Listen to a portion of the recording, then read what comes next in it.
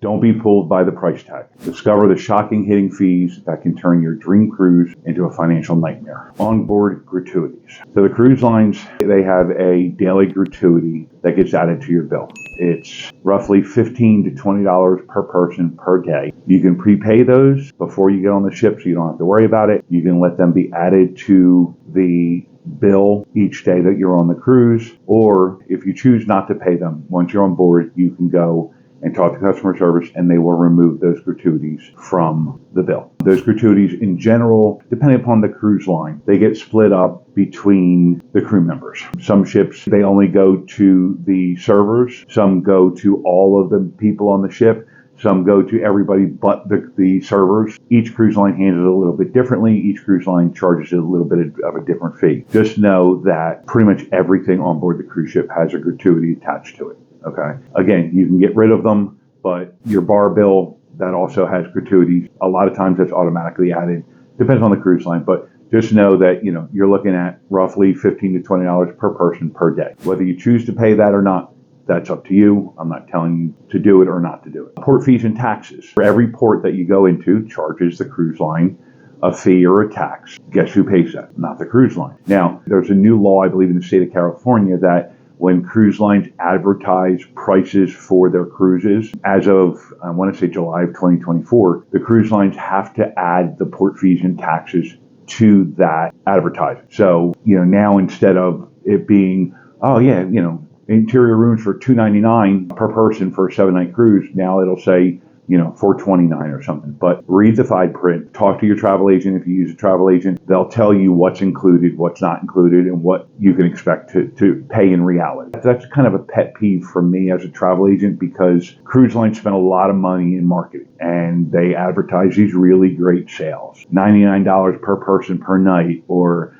$299 for a 7-night cruise, or third person and fourth person in the room are free, things like that, to get you to their website. And it's not a bait and switch, because that base price is, $99 per person per night, or $299, whatever that is. But when you finally go through the whole process of, if you want to choose your own room, it costs a little bit more. If you want a room on this deck or this deck, it costs a little bit more. If you want an interior or a balcony, it costs more. I get phone calls all the time. Hey, I saw an advertisement for $299. Why are you telling me it's going to cost us $899? And then I have to explain that, it's not the fact that I'm adding anything. It's just the reality of when you go through the whole process, here's what the total is. Okay. Drink packages. Most people that have been on cruises before kind of understand how the drink packages work. But do some research, talk to your travel agent based on how much you drink. If you know you're going to have 3, 4, 5 drinks a day, pretty much every day you're out there, then a lot of times the drink packages are worth it. Alcohol included drink packages are somewhere between $60 and $100 per day per person. In general, you can get some sales, and if you want, top shelf only, it's a little bit more, things like that. But balance that against, each drink being $10 to $15. If you're paying $60 a day for, I don't want to use the word unlimited, but almost unlimited drinks, and you have 4 of them, okay, at $15 a pop, you pay for the drink package. So do some math, or have your travel agent do the math for you, and figure out where you fall in that. There are also soft drink packages. There are also specialty coffee packages. Drink packages are extra. Period. They are extra, but they actually save money in some cases. My wife and I, we get a drink package every time we go on a cruise. We don't go on a cruise to get drunk, but we do go on a cruise to enjoy ourselves, and we like to try different drinks, and we like to have a drink with dinner and a drink or two while we're listening to music or whatever. So the math works for us. Specialty dining. Every cruise line has dining that is included in the cost of your cruise. Most have main dining rooms for dinner.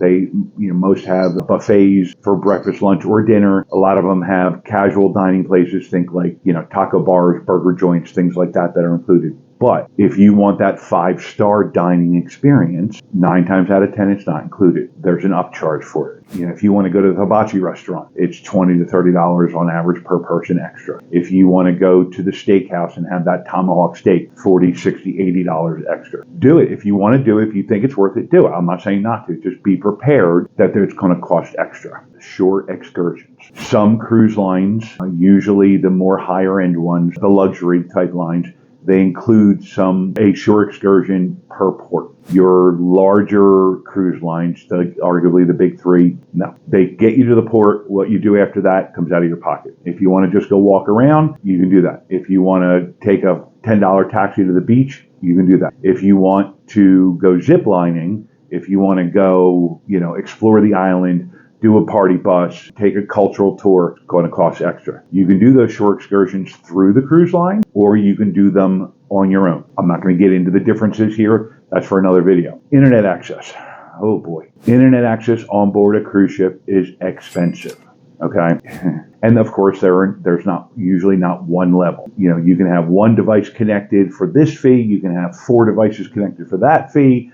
You can get the basic Wi-Fi. You can get the premium Wi-Fi. So do some research, figure out which is what you need. Personally, my recommendation and until I started this channel, what I would usually do, I wouldn't get the Wi-Fi. If my family in an emergency needed